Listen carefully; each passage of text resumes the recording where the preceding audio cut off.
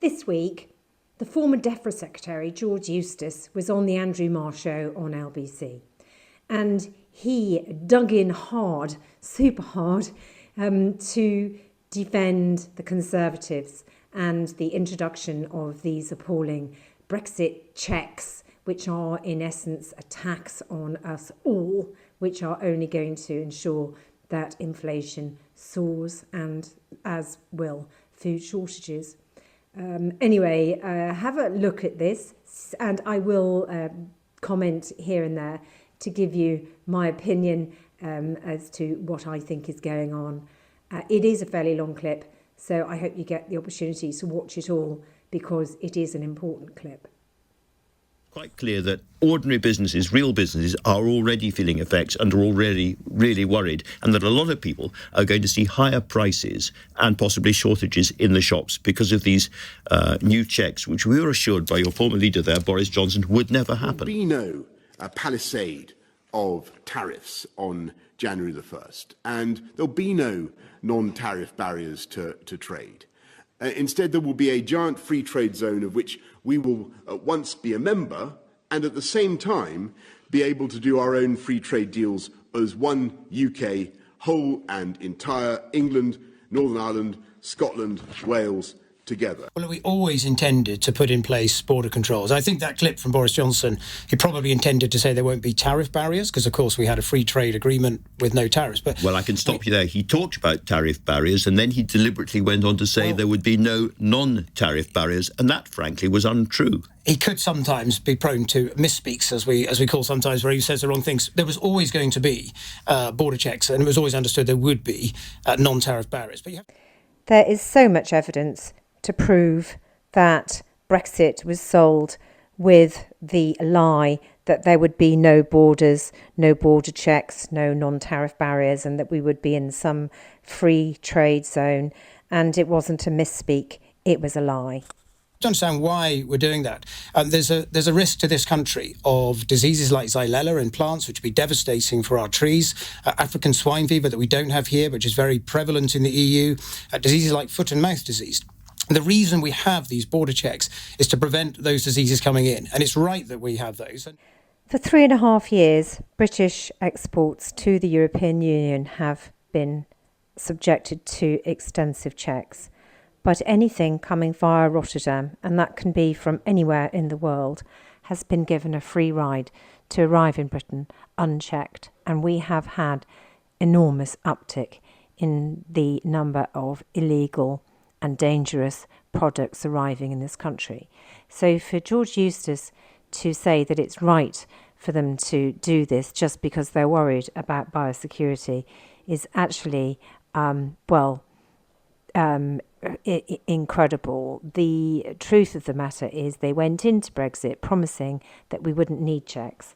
And now we have a situation where for 3.5 years we have been allowing all sorts to come into this country, and suddenly they say that these checks are for biosecurity, to keep people safe, and it just doesn't add up.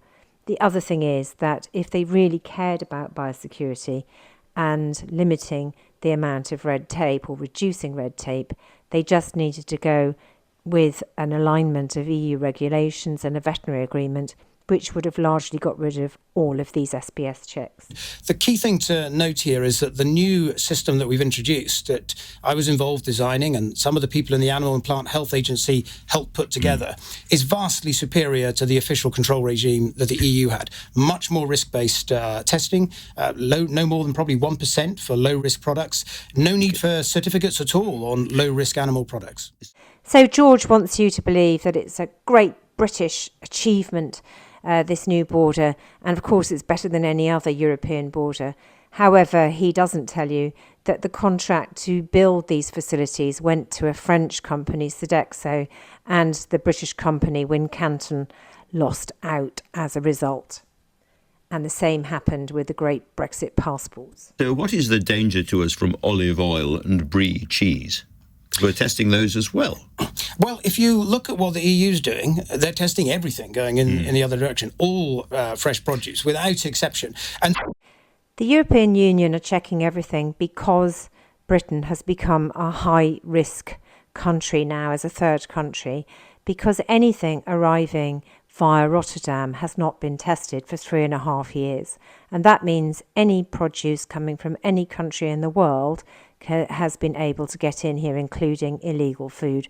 So they want to protect the single market. So, of course, they are having to do stringent checks to ensure that they protect the integrity of their own market. I'm quite surprised that Andrew Marr thinks that there's nothing risky here in what's going on. The risks were not necessarily from good European goods, but every country has low standard producers who will try and get away with sending illegal foods. And that's why when we're in the European Union, we were safer, because we were part of a food system which had a good filter to try and eliminate the number of products which are essentially a health risk. We've been very generous to importers in this country. We've given them lots of easements, lots of delays. Personally, I would have introduced these checks sooner in 2021, but colleagues of mine, including Jacob Rees-Mogg and Lord Frost, believe they could see how people would react. Perhaps. No, it's not going to have any real impact on food prices. The analysis was done. It's possibly no more than 0.2% across 3 years. It's minuscule compared to things like exchange rate movements, which are the real drivers of food price changes. Nevertheless, the Insurer Alliance, which is not a lobby group, it's a proper commercial insurer who understands its markets, says that this is going to cost £2 billion eventually, extra. And this is an enormous amount of extra red tape and delay, which we were told Brexit would get rid of. Well, we're doing this to protect health and the biosecurity of our country, and it's important to recognise we don't do it for fun. We're not doing it as a sort of tariff barrier, we're not doing it as a non-tariff barrier to block imports. We're doing it to protect biosecurity. 3.5 years of no import checks is not something you do if you're worried about biosecurity.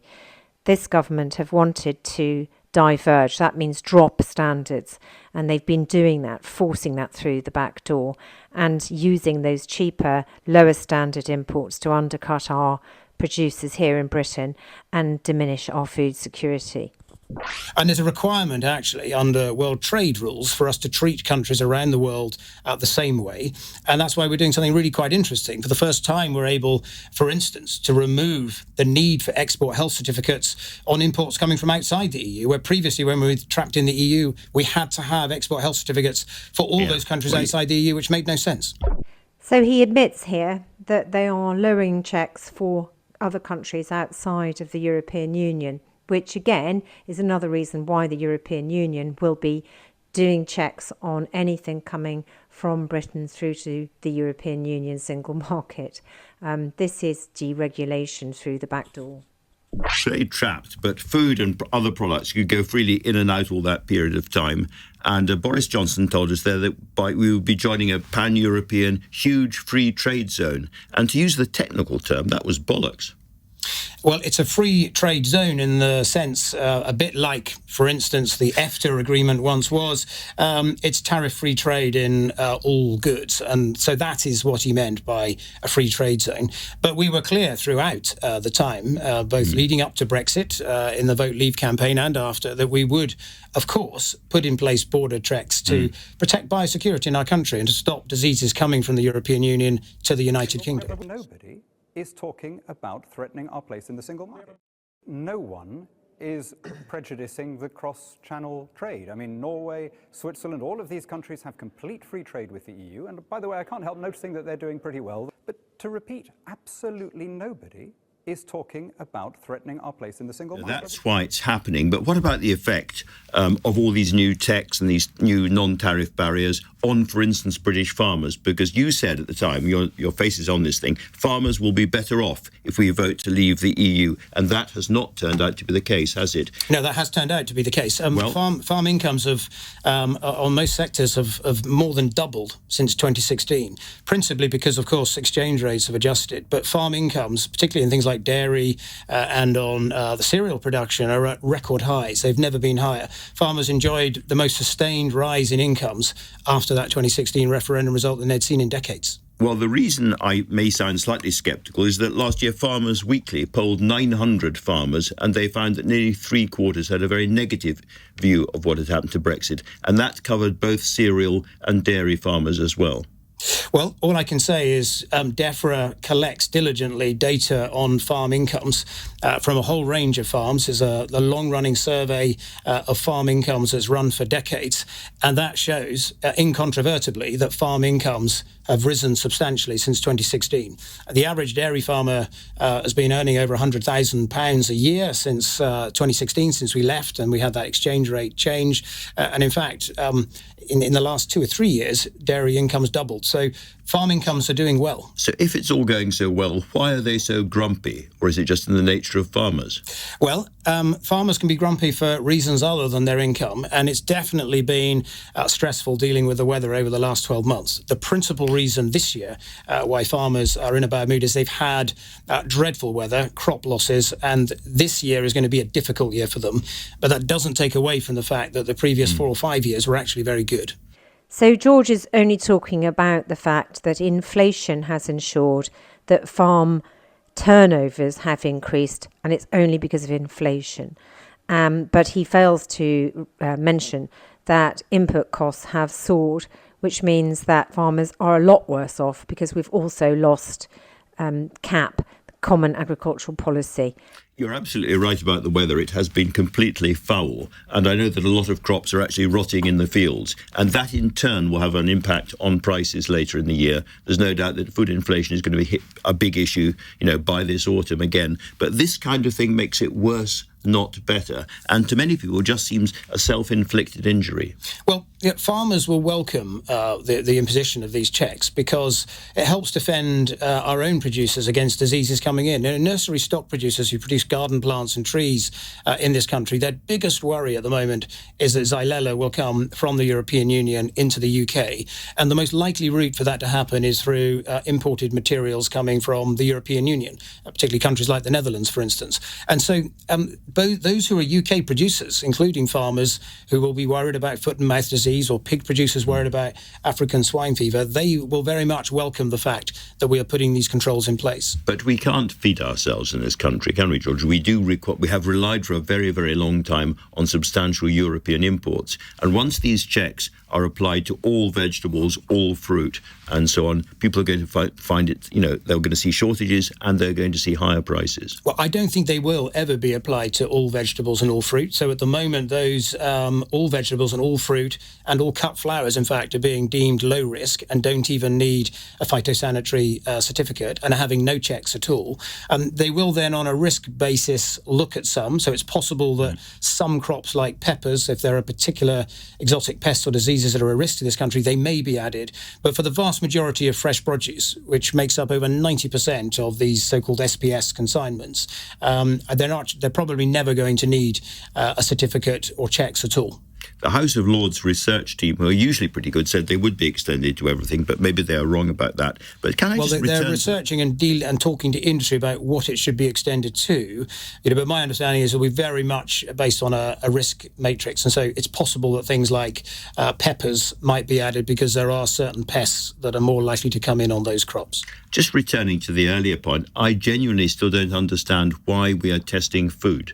Maybe the Europeans do it, but why are we doing it? Why would we test meat and sausages and cheeses? Why would we test olive oil? Well, because there are risks of diseases like foot and mouth disease, like African swine fever, like Xylella in plants. The French seem to manage. The Germans are all right. No. Well, what we will discover, I'm sure, once we start doing these tests, is that the European single market isn't all that it's sometimes presented as. Because we know that even when we were a member of the European Union, on the alert system that the EU regulate and keep, actually about 25% of all of the alerts that went on came from the UK. But it's not the case that 25% of all goods into the EU came through UK ports. Now, what that tells you is that the UK was better at detecting things and alerting others. And I think what we'll find is that there will be gaps in some European countries' enforcement mechanisms. And it's important that we protect ourselves against that, where there are weaknesses and where they're not applying their own rules correctly. And so finally, when organisations like Alliance talk about a 10% hike in food costs in the first year and a £2 billion impact on British businesses. Do you think they're exaggerating? Do you think it's all being overhyped a bit? Yes, it's an absolute nonsense. The analysis was done, it'll be about 0.2% across 3 years. And, what we're talking about here is a charge of about £29 per consignment, capped at a maximum of about £120. An articulated lorry will come in with a lorry load of stuff worth £30,000. It's not actually going to add up to very much. All right, George Eustice, I devoutly hope that you're right. Thank you very much indeed for coming in. Nothing that George Eustice said in this interview is right, apart from the recognition that the weather has been appalling.